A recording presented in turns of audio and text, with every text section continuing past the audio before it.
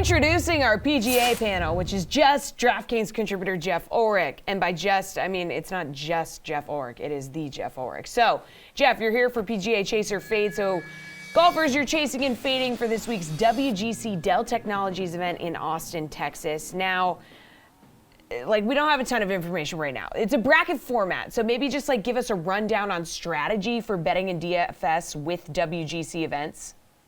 Yeah, absolutely. I mean, first of all, I think Just Geoff would have been a great addition to the TGIF TV lineup back in the day, in the 90s. But we're talking the bracket format for the WGC match play here.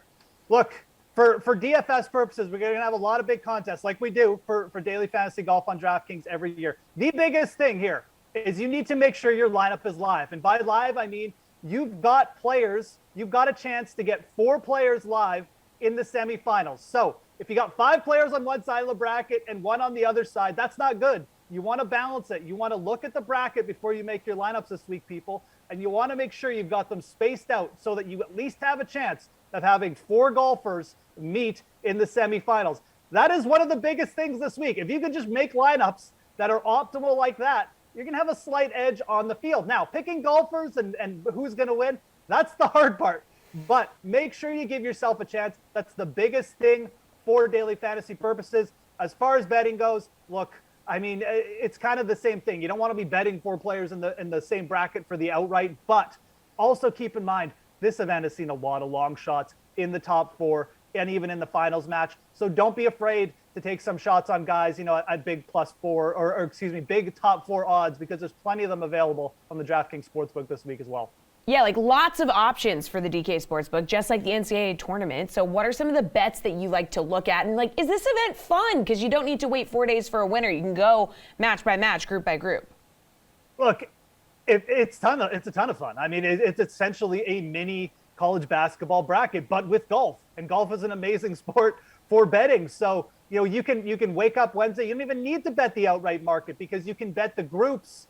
All the groups are going to have odds attached to them. There's going to be favorites and long shots in each group available. And like I said, look, Jesse, we had 1 top 10 player reach the quarterfinals last year. 1. Everyone else was like a 20 seed or bigger. So the underdogs here are all extremely live. This is a 4-day event with the Masters coming up in 2 weeks. The top players here, obviously they want to win, but they've been playing a lot of golf over in Florida and in the West Coast, tough courses. They come here.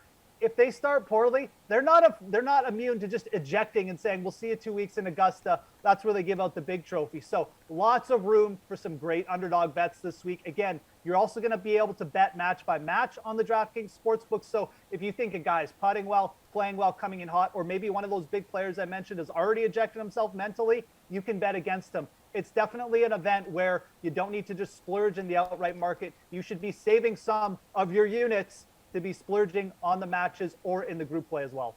All right, so which players do you look at who have a good match play history, just looking at the player pool? Yeah, so, I mean, and I mentioned this, I don't think that looking at match play history is a poor idea, but this is a unique event. Again, it comes in the middle of the season. Some players are going to come in here a little bit more rested than others. Again, for the players lower down in the seedings, 30th or bigger, this is a huge event because if they get to the quarterfinals, this can make their year. This can boost them into the top 50. This can get them more major appearances. So it's a bigger event for them. So I wouldn't stress too much about the match play records necessarily of some of these players. I'd look more at recent form. But if you are going to look at match play, look more at the match play records for this event.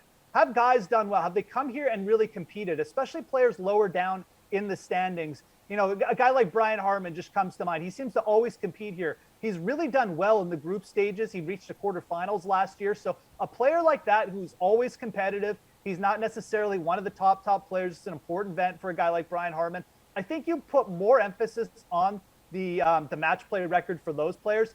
A lot of these top players are going to have good Ryder Cup records because they're good players. A guy like Dustin Johnson or Justin Thomas, obviously they're going to have good match play records, especially in the Ryder Cup. But how much does it really mean this week? I don't think it means that much. So I wouldn't put too much emphasis on the match play records specifically.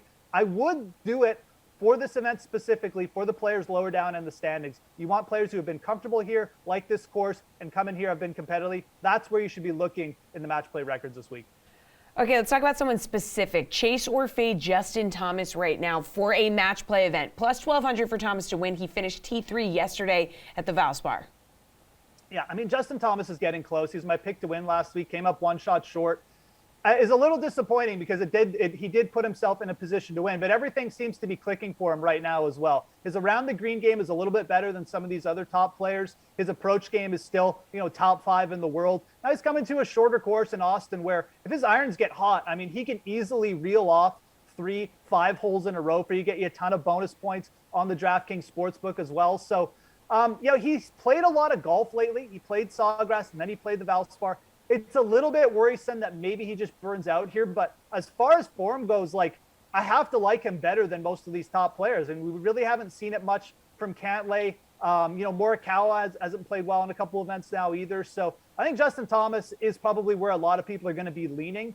I'm of the opinion that he's probably fine for DFS play in those big fields because he's going to have that blowout potential where he can win you 3 holes in a row and get you a bunch of bonuses. But as far as betting goes, I'm not going to bet anyone near those odds this week. Probably be starting at plus 3,000 or even bigger for me in the outright odds. All right, still waiting on the bracket, but, early odds to win are out. So who are you keeping an eye on to see how their group shakes out? Yeah, and I mean, again, I can't emphasize enough. I almost want nothing to do with the favorites here. I don't mind Justin Thomas. Will I be shocked if he reels off 5 matches in a row and ends up winning this thing? No. But at plus 1,200, are you getting any value there, especially for an event which, again, we saw one top 10 player reach the quarterfinals last year? Absolutely not. So I'm looking way down. I'm looking at guys I want to know which group a guy like Alex Noren is going to be in. He's played extremely well. He can get really hot with the putter. He's done well in this event before. He's won his group before as well. So he's a plus 6,000 right now in the DraftKings Sportsbook.